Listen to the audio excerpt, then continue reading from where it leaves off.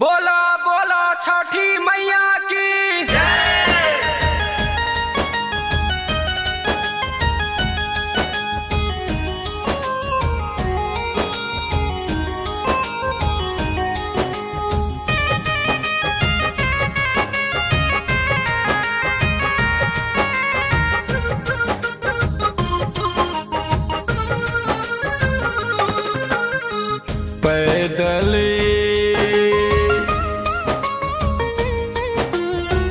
पैदल छठी घाटे जायब की छठी मई के पूजन कराएबे।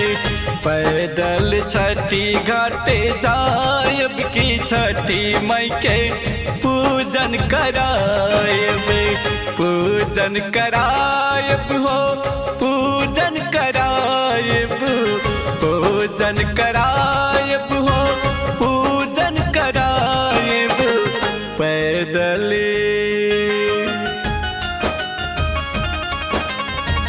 पैदल छठी घाटे जायब की छठी मई के पूजन कराएब।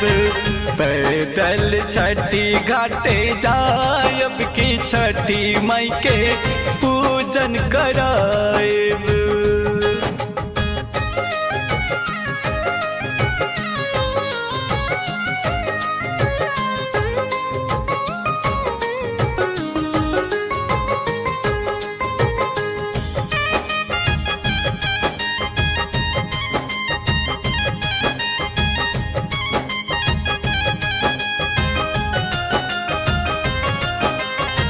माता छठी मई के महिमा अपार बा। दौरा में साजल टिकिया कसार बा।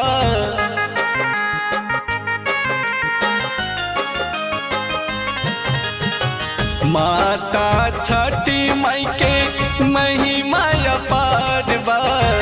दौरा में साजल टिकिया कसार बा। रवो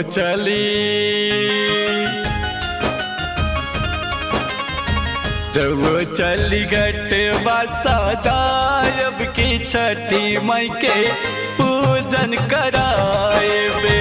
रवो चली घटवा साजायब की छठी मई के पूजन कराएबे। रवो चली घटवा साजायब की छठी मई के पूजन कराएबे।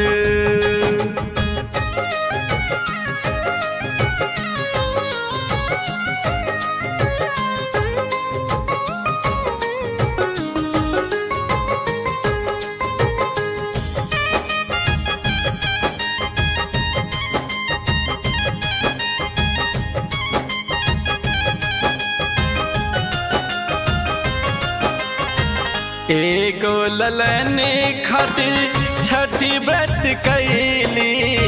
तोहरे पर आस काके सुफल सजैली।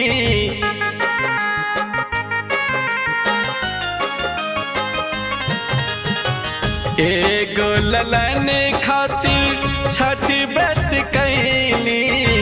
तोहरे पर आस काके सुफल सजैली। रवो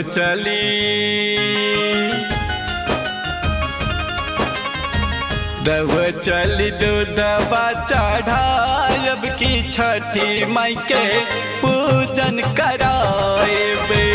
रवो चली दूधवा चढ़ायब की छठी मई के पूजन कराएबे।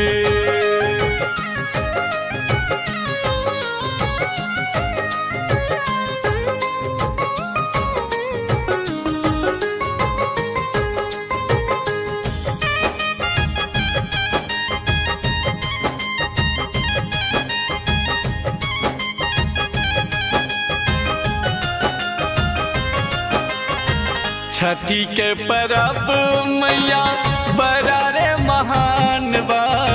केरा या नारियल खातिर संतोष परेशान बा।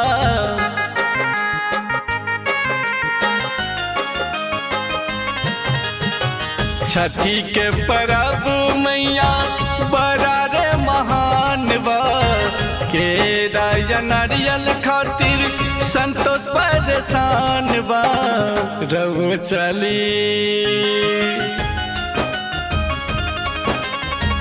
रघु चली भजन गायब की छठी माई के पूजन कराएब।